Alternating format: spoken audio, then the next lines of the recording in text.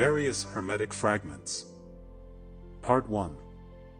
There are, then, essential spirit, reason, intelligence, perception. Opinion and sensation tend towards perception, reason towards the essential spirit, thought advances independently. Thought is associated with perception. Conjoined, all these become a single form, which is that of the soul. Opinion and sensation tend also towards perfection, but they do not continue in the same condition, they exhibit excess, failure, or variation. Separated from perception, they deteriorate, approximating to and following it, they participate in the intellectual reason through the sciences. We have the power of choice, it depends on us to choose either the best or the worst by our will. The choice of evil approximates us to the corporeal nature, and subjects us to destiny. The intellectual spirit which is in us, being free, the intellectual reason is free also, always identical with itself, and independent of destiny. Therefore, in following this higher and intelligent reason, ordained by the Supreme God, the spirit is superior to the order of nature over creatures. But the soul which attaches herself to these creatures participates in their destiny, though foreign to their nature. Part 2. There is, then, a state of being superior to all beings, and to all that actually is. Being is that by which universal essentiality is common to all intelligible entities actually existing. Nature is sensible essentiality, including in itself all sensible objects. Midway are the intellectual and sensible gods. The concepts of intelligence are related to the intellectual gods, the concepts of opinion to the sensible gods, which are reflections of the intelligences. As, for instance, the sun is the image of the creative and celestial God. For as God has created the universe, so the sun creates animals, produces plants, and governs fluid things. Part 3. Wherefore the incorporeal vision comes forth from the body to contemplate beauty, lifting itself up and adoring, not the form, nor the body, nor the appearance, but that which, behind all, is calm, tranquil, substantial, immutable, that which is all, alone and one, that which is by itself and in itself, similar to itself, and without variation. Part 4. If thou understandest this one and only good, thou wilt find nothing impossible, for all virtue is therein. Think not that this good is in anyone, nor that it is outside of anyone. It is without limit, being the limit of all. Nothing contains it, it contains all in itself.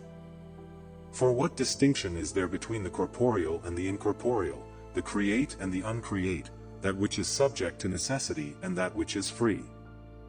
Between terrestrial things and things celestial, corruptible things and things eternal? Is it not that these subsist freely, and that those are subject to the bondage of necessity? That which is below is imperfect and perishable. Part 5. Beneath nature and the ideal world is placed the pyramid.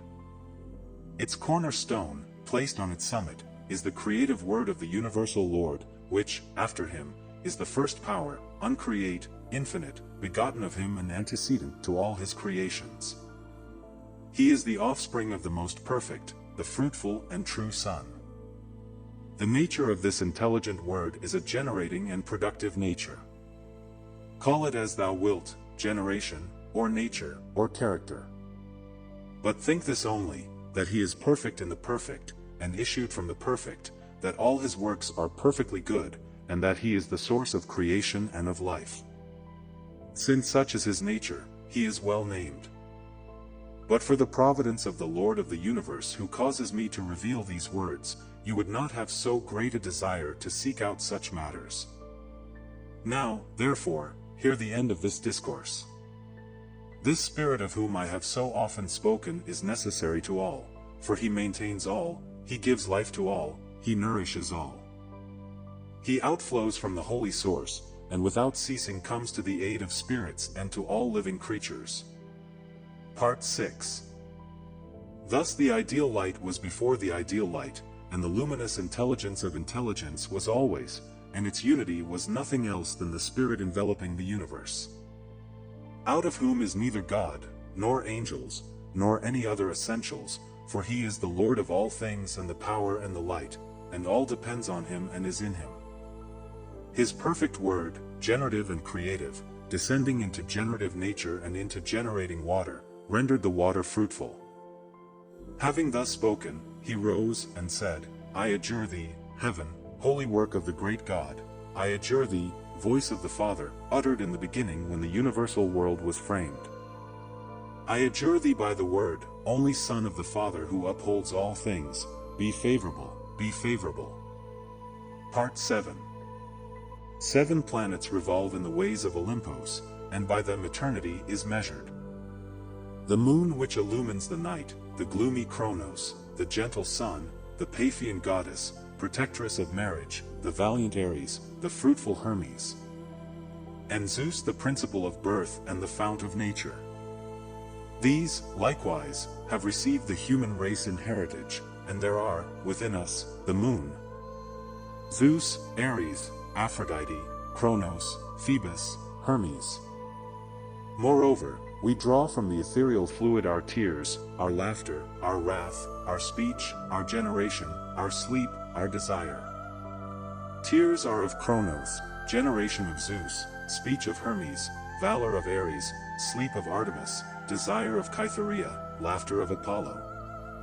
For he it is who pours joy upon human thought and on the infinite world.